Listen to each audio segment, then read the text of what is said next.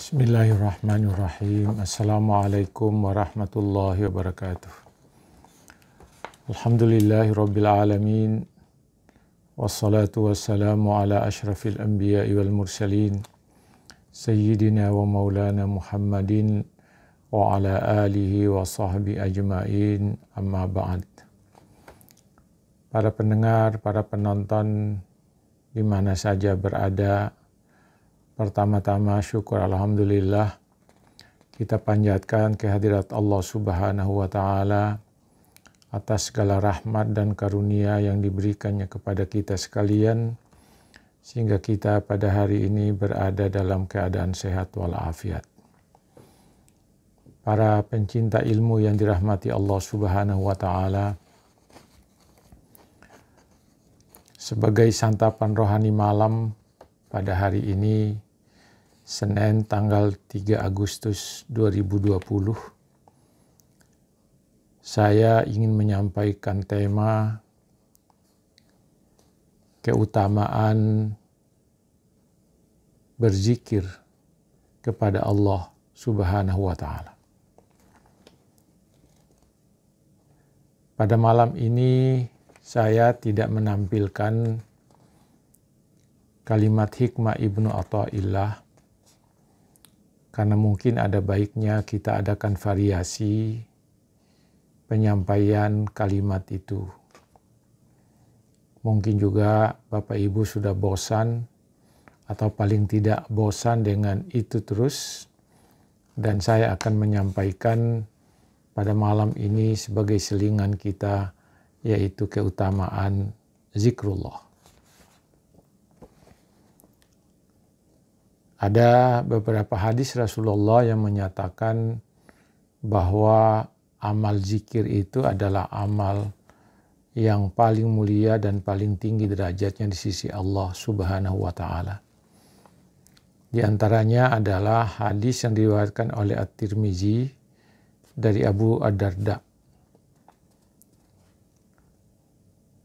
An Abi Darda radhiyallahu anhu qala qala an-nabiy sallallahu alaihi wasallam ala unabbiukum bi khairi a'malikum wa azkaha inda malikikum wa arfa'iha fi darajatikum wa khairul lakum min infaqi dhahabi wal warik wa khairul lakum min an talqaw aduwakum fatadribu a'naqahum wa yadribu a'naqakum.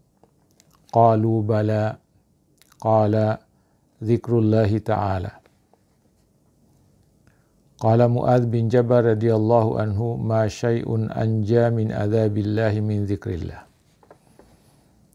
Rawahu Tirmizi wa Malik wa Ahmad wa Darimi.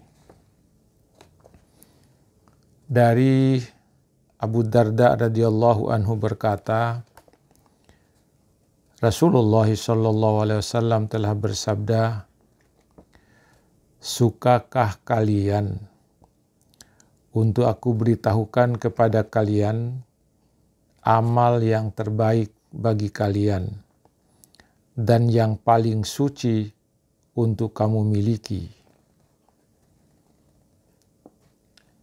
Amal itu dapat mengangkat kalian kepada derajat yang paling tinggi. Amal itu adalah amal yang mempunyai nilai yang lebih baik daripada menginfakkan emas dan perak. Amal itu adalah amal yang lebih baik daripada engkau berperang di jalan Allah. Ketika itu mereka menjawab, kami mau ya Rasulullah. Rasulullah lalu berkata, amal yang terbaik itu ialah zikrullah. Amal yang terbaik itu adalah mengingat Allah Subhanahu wa taala. Mu'adz berkata bahwa tidak ada sesuatu yang paling baik yang dapat menyelamatkan seseorang dari azab Allah selain daripada mengingat Allah Subhanahu wa taala. Hadis ini diriwayatkan oleh Tirmizi, Malik, Ahmad, dan Darimi. Para pencinta ilmu yang dirahmati Allah Subhanahu wa Ta'ala, hadis ini menunjukkan bahwa begitu tingginya amal zikrullah itu lebih tinggi daripada amal-amal ibadah yang lain seperti jihad di jalan Allah. Kemudian amal yang lebih baik daripada menginfakkan harta benda, emas dan perak. Luar biasa apa yang disampaikan oleh Rasulullah dalam hadisnya ini. Selanjutnya tentang keutamaan zikrullah itu, dalam hadis yang lain Rasulullah mengatakan, hadis ini dari Abu Musa al-Ash'ari. An Abi Musa radhiyallahu anhu qala Rasulullah sallallahu alaihi wasallam, mathalul ladzi yazkuru rabbahu walladzi la yazkuru rabbahu masalul hayyi wal mayyit. Rasulullah mengumpamakan orang-orang yang selalu berzikir kepada Allah itu sama dengan orang yang hidup, dan orang yang tidak mau berzikrullah itu sama dengan orang yang mati. Artinya apa?